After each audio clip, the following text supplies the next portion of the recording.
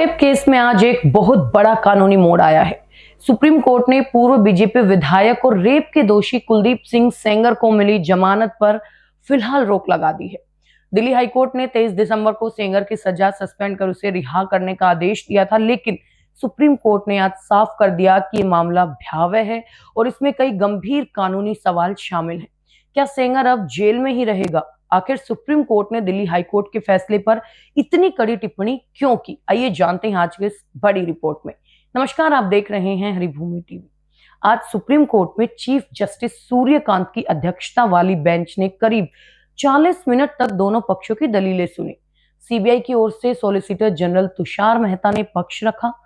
Court ने स्पष्ट शब्दों में कहा कि आमतौर पर हम किसी की आजादी पर रोक नहीं लगाते, लेकिन ये मामला अलग है क्योंकि कुलदीप सेंगर पहले से ही एक दूसरे मामले यानी पीड़िता के पिता की हत्या में भी दोषी है। सुप्रीम कोर्ट ने दिल्ली हाईकोर्ट के फैसले पर सवाल उठाते हुए कहा कि गलती किसी भी जज से हो सकती है। कोर्ट इस बात पर हैरान था कि पोक्सो कानून के तहत एक पुलिस कांस्टेबल को तो लोक सेवक माना जाता है, लेकिन एक विधायक या सांसद को इस दायरे से बाहर कैसे रखा जा सकता है। इन्हीं महत्वपूर्ण सवालों को देखते हुए अदालत ने हाईकोर्ट के 23 दिसंबर के आदेश पर रोक लगा दी और सेंगर से 2 हफ्ते में जवाब मांगा है। सॉलिसिटर जनरल तुषार मेहता ने कोर्ट में दलील दी कि ये एक ऐसा अपराध है जिसकी न्यूनतम सजा अब 20 साल है और इसे उम्र कैद तक बढ़ाया जा सकता है।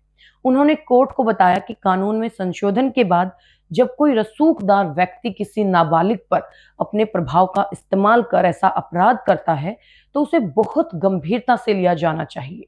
सीबीआई ने सुप्रीम कोर्ट में कहा कि हाईकोर्ट ने सजा निलंबित करते समय पोक्सो अधिनियम की धारा 42A के उस पहलू पर विचार ही नहीं किया जिसमें साफ लिखा है कि अगर किसी दूसरे कानून से टकराव हो तो पोक्सो को प्राथमिकता दी जाएगी।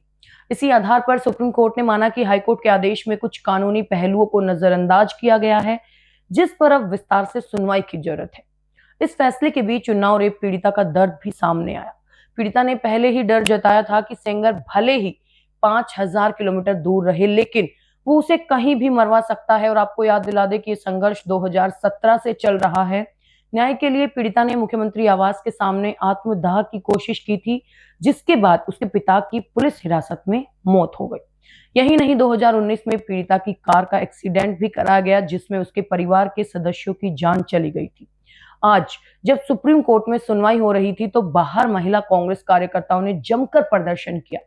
अलका लांबा और योगिता भयाना जैसी कार्यकर्ताओं का कहना है कि सेंगर जैसे अपराधी को बाहर रखना न्याय का गला घोटने जैसा है। फिलहाल सुप्रीम कोर्ट के इस रुख से पीड़िता और उसके परिवार को एक बड़ी उम्मीद जगी है। तो दोस्तों, आपको क्या लगता है कि कुलदीप सेंगर जैसे मामलों में इतनी जल्दी जमानत मिलना सही है? सुप्रीम कोर्ट के इस फैसले पर आपकी क्या राय है? हमें कमेंट बॉक्स में जरूर बताएं।